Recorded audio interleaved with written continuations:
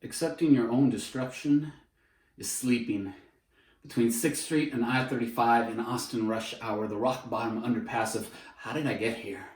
Slumped on the desk you never used for work, swaddled in sweat sheets in a cold co-op bedroom you've been looping through for 3 years, encroached by a mite-covered den of unwashed, mostly forgotten clothes. You only wear long sleeves freckled in red and red and red anyway, nodding off next to a pair of coffee mugs, barfing cigarette butts on the nightstand, engulfed by the smell of choosing oblivion over yourself.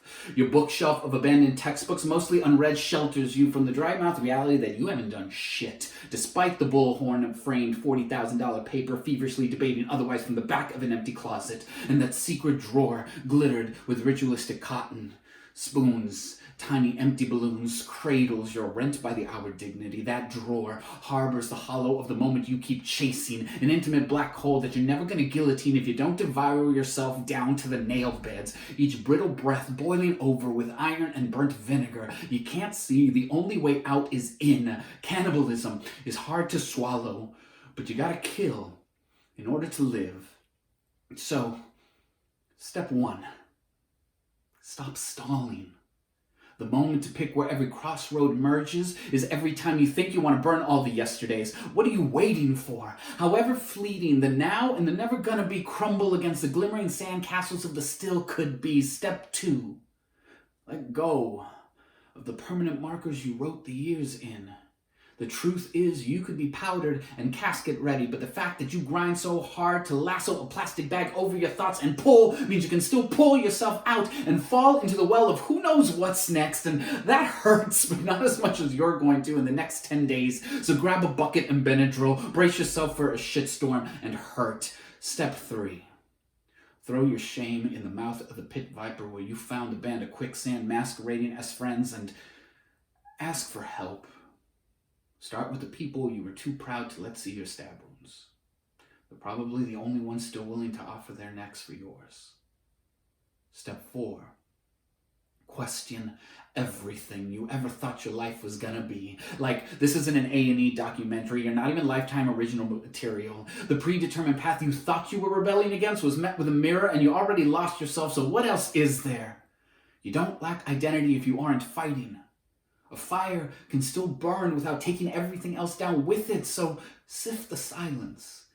Like a toddler shaped shorter in marshmallow hands, pretend like this is the first time, because in many ways it is the first time you're able to run to instead of away from something. Step 5. Don't run. Go slow. I heard a rumor you were selfish and self-consuming. So before you consume everything just to prove you were ever here, stop.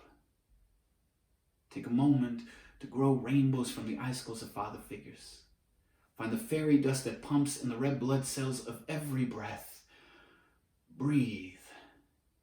Take another step and feel how weightless it is to be here while acknowledging how heavy it is to be alive.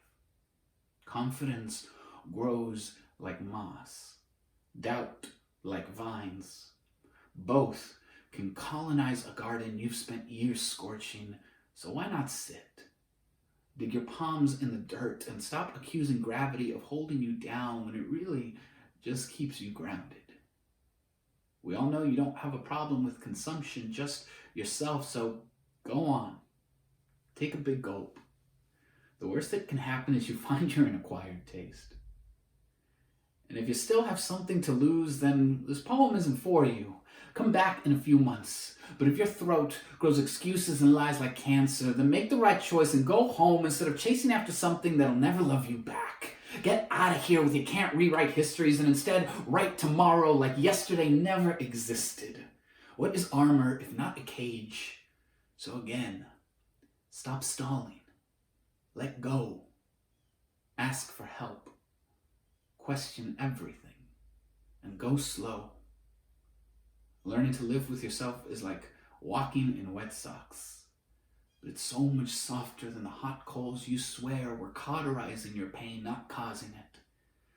Self-destruction is sobering, and you're already a cliche, so go ahead, rise from the ashes. The kingdom of nothing is all you have left. Take a chance and inherit yourself for once and every day after, choose you. Someone has to.